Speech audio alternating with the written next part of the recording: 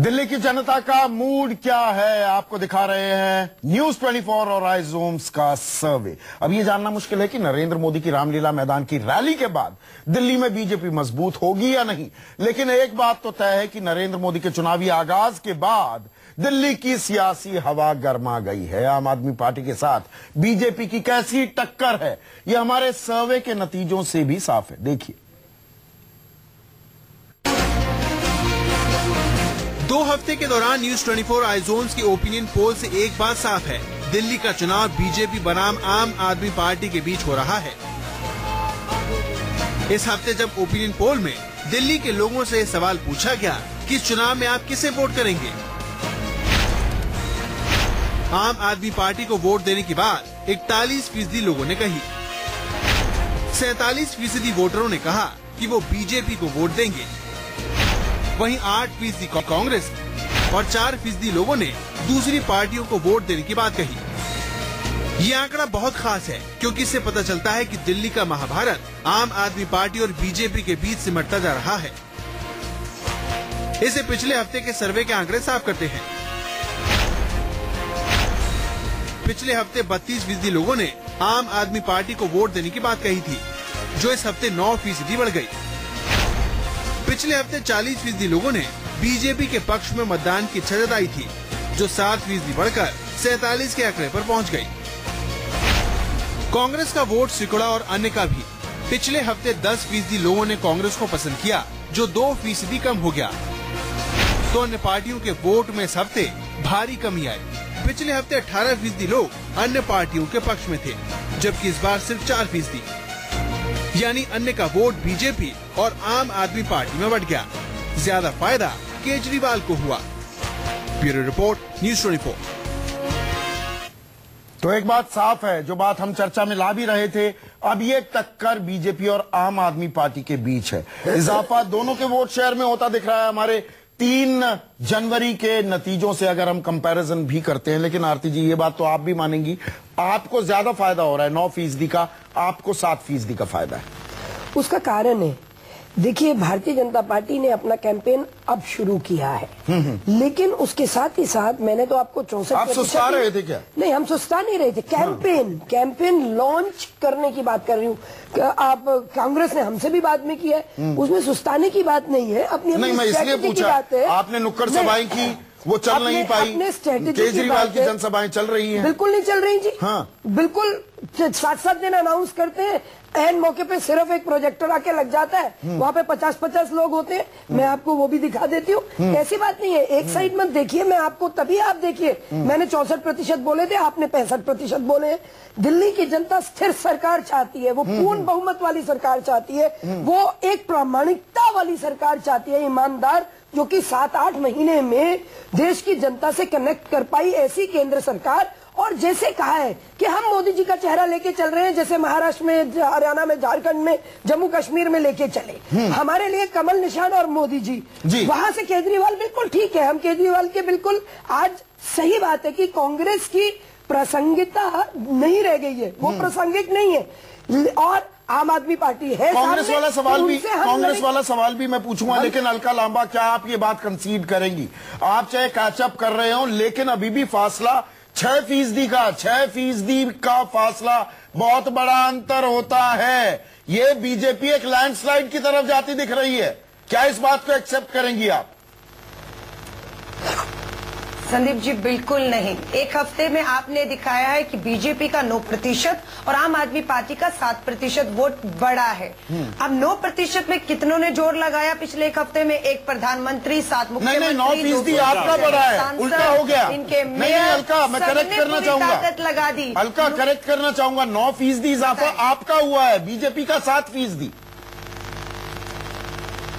तो अब मैं चलिए उल्टा भी मान के चल रही हूँ कि 9 इनका हुआ होगा। मैं तब भी कहती हूँ पूरी ताकत इन्होंने लगा दी। एक प्रधानमंत्री को उतारा हुआ है, 7-8 इनके मुख्यमंत्री उतरे हुए हैं, दिल्ली के 4 मेयर हैं, 280 सांसद हैं, केंद्रीय मंत्री हैं। उसके बावजूद भी हम एक आम आदमी पार्टी है। आज तो हमारे पास कोई सांसद, प्रधानमंत्री, हमारे पास तो कुछ भी नहीं है, एक आम आदमी है, सड़कों पर उतरा है। उसके बाद आप कह रहे 9%। तो ये बताता है कि लहर किसकी है, लहर अरविंद केजरीवाल की है। क्योंकि दिल्ली बोले दिल से, केजरीवाल फिर से, ये साबित करता है आपका 3 जनवरी के बाद का आंकड़ा।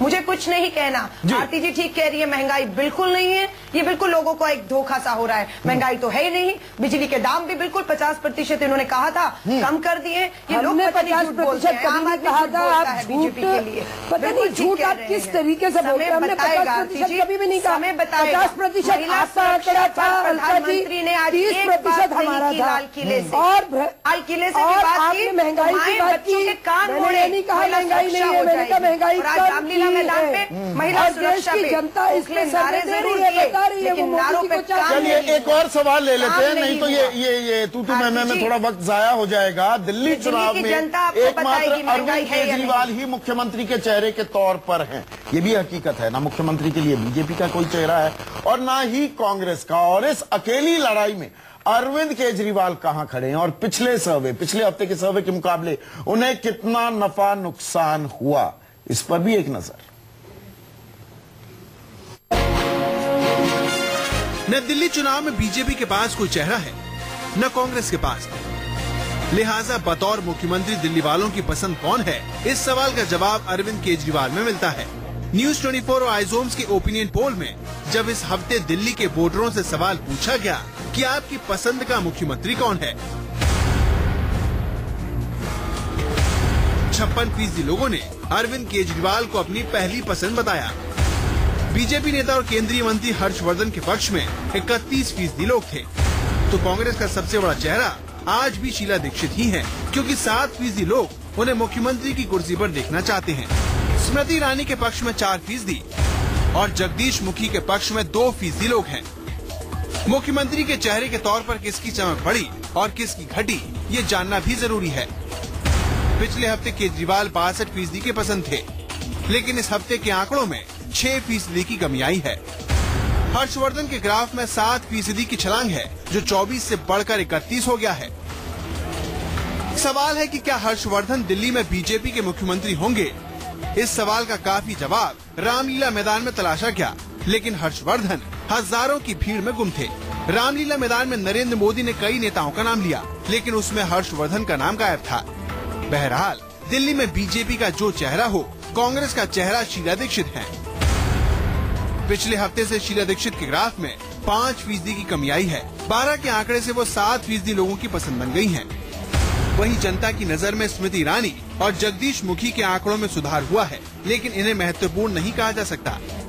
इन आंकड़ों के बाद सोचना बीजेपी को है कि दिल्ली में उसका चेहरा कौन होगा। सोचना आम आदमी पार्टी को भी होगा कि पिछले हफ्ते के मुकाबले केजरीवाल का ग्राफ कम क्यों हुआ। क्या मोदी की रैली के बाद ये ग्राफ और कम होगा या बढ़ेगा? इस सवाल के जवाब के लिए अगले हफ्ते का इंतजार करना होगा। Bureau report, news 24। तो पसंदीदा मुख्यमंत्री के तौर पर अब भी नंबर 1 पोजीशन पर काबिज हैं अरविंद केजरीवाल। ये कितना अहम फैक्टर होगा इस चुनाव में? इस मामले में तो 1 हॉर्स रेस है ये, क्योंकि बाकी दोनों पार्टियों का कोई चेहरा है नहीं। मैं प्रदीप फ्लोटिंग वोटर के सेंस में आपसे पूछना चाहूंगा कि जो लोग अनडिसाइडेड हैं, लास्ट मिनट की नहीं चेहरा तो यही है, तो वो कितना बड़ा प्ले आउट हो सकता है? केजरीवाल का जो क्रेज था वो कम हुआ है, खत्म नहीं हुआ है। उनकी एक जो कॉन्स्टिट्यूएंसी है, एक लेवल पर वो कंसोलिडेट हुई है। जो मिडिल क्लास और अपर मिडिल क्लास की कॉन्स्टिट्यूएंसी थी, वहां डिप आया है। तो वहां उनकी जो 49 दिन की सरकार चलाने के बाद छोड़ के चले गए, उसका नुकसान हुआ है। लेकिन जो निचला वर्ग है समाज का, उसमें 49 दिन की सरकार की सबसे बड़ी उपलब्धि उनकी नजर में कि रिश्वत कम हो गई थी। हाँ। पुलिस वाला डरने लगा था, नगर निगम वाला डरने लगा था, सरकारी कर्मचारी डरने लगा था। तो उनको वो माहौल याद आता है। भ्रष्टाचार अभी भी 22% लोगों की नजर में मुद्दा है, महंगाई अभी भी मुद्दा है। जो रोजमर्रा के जीवन को प्रभावित करता है भ्रष्टाचार, दरअसल वो मुद्दा बनता है। बाकी बिजली कंपनी को ठेका देने में आपने 2000 करोड़ रुपए ले लिए, उससे आम आदमी को तब फर्क पड़ता है जब बिजली महंगी होती है। सुकेश, यहां पर अगर मैं कांग्रेस का भी देखूं, देखिए शीला दीक्षित को अभी भी लोग याद कर रहे हैं, वो रेस में भी नहीं है। वो ऐसे बयान दे रही हैं जिससे कांग्रेस को ही थोड़ा सा बैकफुट पर आना पड़ता है, सफाई की मुद्रा में आना पड़ता है। तो कांग्रेस का डेसिमेशन 15% से 8% उनका जो वोट शेयर आ रहा है, ये दरअसल बीजेपी के फायदे के लिए है या अरविंद केजरीवाल इसका प्रॉफिट लेंगे। मुझे लगता है कि ये ज्यादातर उसके वोट जो हैं वो आम आदमी पार्टी के। देखिए ट्रेडिशनली जो है वो लोअर मिडिल क्लास, दलित, अल्पसंख्यक, ये ट्रेडिशनल वोटर जो था वो कांग्रेस का था। अब उसको लग रहा है कि सीधी लड़ाई में कांग्रेस कहीं नहीं है, इसलिए वो शिफ्ट कर रही है अपना वोट आम आदमी पार्टी के पक्ष में। और खास अक़लियत की अगर मैं बात करूं, इसलिए बिल्कुल ये जो चेंज आप दिखा रहे हैं ना, ये लगता है कि मुस्लिम वोटर ने तय कर लिया है। अभी तक अनडिसाइडेड था कि कांग्रेस लड़ पाएगी नहीं लड़ पाएगी किसी से। अब उसको लग रहा है कि आप ही बीजेपी से लड़ रही है, कंसोलिडेट हो जाए। और यहाँ पर स्मृति ईरानी, एक छोटा सा सवाल मुझे आरती मेहरा से जरूर लेना होगा। स्मृति ईरानी के नाम की चर्चा बड़ी आने लगती है, वो हार कर भी HRD मिनिस्टर बन गई, अब मुख्यमंत्री की भी बात हो रही है। 4% लोगों की, महज 4% लोगों की पसंद है। ये प्रेरोगेटिव जो है हमारे प्रधानमंत्री जी का है। देखिए नहीं, आप पैराट्रूप भी करते रहते हैं क्या लोगों को? मुख्यमंत्री की तो कोई बात ही नहीं है, अभी तक कोई चर्चा ही नहीं है। दिल्ली पैराट्रूप कर दिया। पहले आरती जी की पार्टी में कहा जाता था कि ये पार्लियामेंट्री बोर्ड डिसाइड करेगा। हाँ, तो पार्लियामेंट्री बोर्ड अब कह रही है कि ये प्रधानमंत्री डिसाइड करेगा। प्रधानमंत्री चाहता है कि हम किस तरफ जाएं। नहीं, प्लीज आप मुझे मिस वो ना करें, मिस कोट ना करें। ऐसा है, मैंने जब कहा है, जब आप कह रहे हैं HRD मिनिस्ट्री, वहां पे प्रधानमंत्री जी का प्रेरोगेटिव है। और जहां पे मुख्यमंत्री का सवाल आएगा, हमारा विधायक दल उसको फाइनल करेगा। जैसे हरियाणा में किया, महाराष्ट्र वो चुनाव ही ना लड़े, झारखंड चुनाव ही ना लड़े, और मुख्यमंत्री बना कौन रहा है? आप हवा की बात हवा में क्यों कर रहे हैं? हमें बता देनी चाहिए एक बात, कुछ भी ऐसी बात नहीं है। हल्का लांबा जी को भी बता दें, इस माध्यम से दर्शकों को एक बात सिर्फ जोड़ दूं कि इसमें हमने ये पूछा नहीं था ये लोगों की पसंद है कि कितना परसेंट हमने किसी को रेस में नहीं रखा था। इसमें जो भी आप आंकड़े देख रहे हैं वो लोगों की अपनी पसंद है। लोगों ने अपने से कहा है कि स्मृति ईरानी को भी होना चाहिए, वो 4% लोग कहते हैं। बिल्कुल, एक छोटा सा ब्रेक लेंगे और इस चर्चा को समाप्त भी करेंगे।